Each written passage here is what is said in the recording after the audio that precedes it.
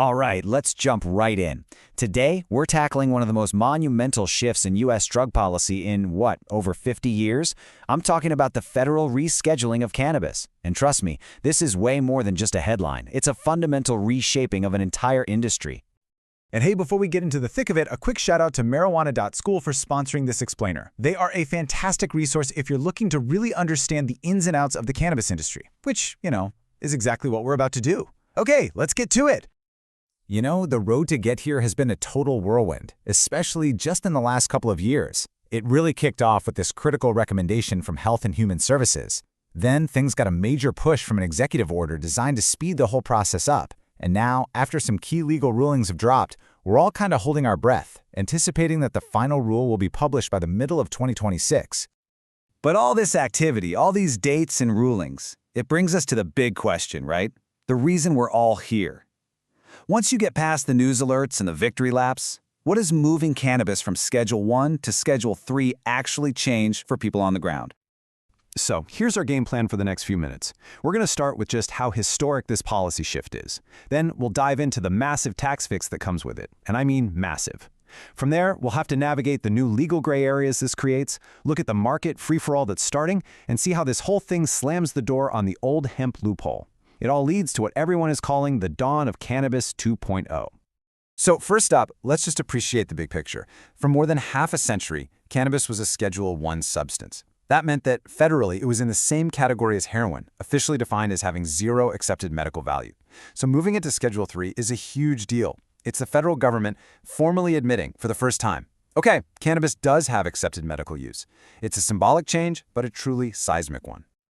But, symbols don't pay the rent. And that's why the most immediate, absolutely game-changing impact of all this is financial. For cannabis businesses, believe me, the tax code change is the real story here. And it all comes down to this one small but devastatingly powerful section of the tax code, 280E. For decades, this has been the financial villain of the cannabis industry. Because cannabis was Schedule 1, businesses were just flat out forbidden from taking normal deductions.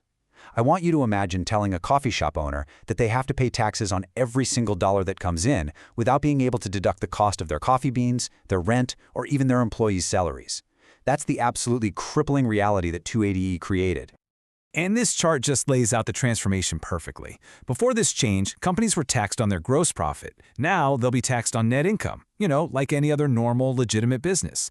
All of a sudden, all those standard expenses, payroll, rent, marketing, they go from being prohibited to completely allowed. The result is just staggering. The effective tax rate plummets from a soul-crushing 60 to 80% all the way down to the standard corporate rate of around 21%.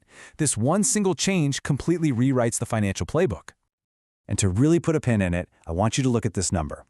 $2.3 billion.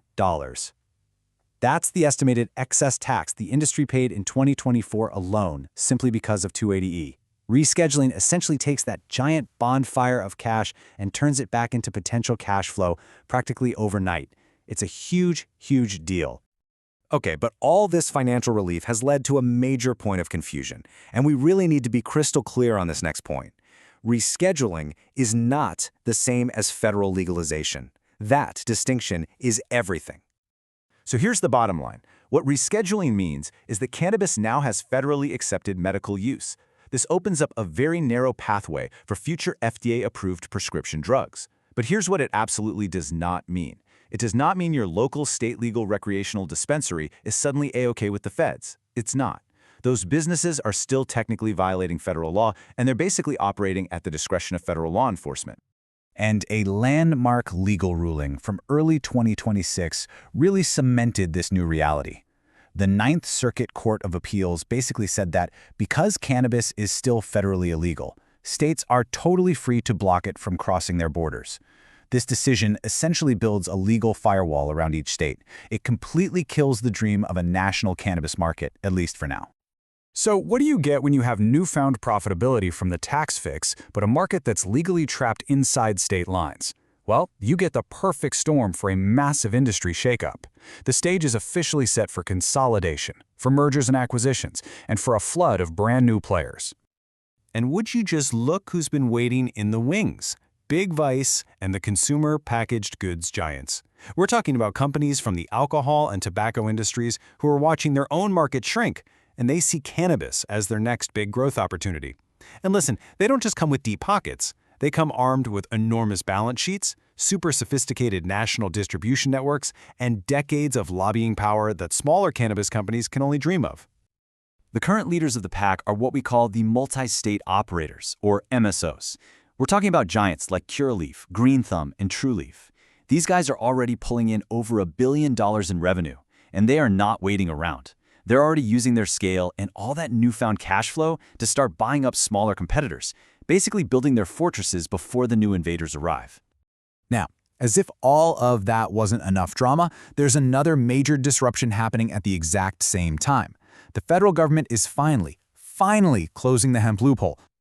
You see, for years, these intoxicating products like Delta-8 THC have been sold everywhere. Gas stations, smoke shops, all thanks to this weird loophole in the 2018 Farm Bill. Well, that whole era is about to come to a very dramatic end. 95%. Just let that number sink in. What does that represent? Well, that's the estimated slice of that intoxicating hemp market, all those Delta-8 gummies and vapes you see in gas stations, that is expected to be wiped out by new federal rules. This isn't just a side story, it's a direct catalyst. This move is going to drive millions of consumers out of that unregulated gray market and straight into the arms of the state-licensed dispensaries we've been talking about. It's going to completely reshape the competitive landscape. So, when you put it all together, you've got the tax relief, you've got this M&A frenzy, and the collapse of the gray market. What you get is the dawn of Cannabis 2.0. We're talking about a more stable, more professional, and frankly, a more scientifically grounded industry emerging from the chaos. Surviving and actually thriving in this new era is going to require a whole new playbook. Businesses will have to master complex new tax rules that go way beyond just 280E. They're going to have to make compliance and cybersecurity a top priority, not some afterthought. They must think strategically about mergers and getting to scale, because going it alone is about to get a whole lot harder. And for those in the medical space, they need to start preparing right now for the long, expensive road to full FDA approval. And all of this leaves us with one final and, I think, really critical question. As this industry puts on a suit and tie, and as the big money moves in, what happens to the pioneers?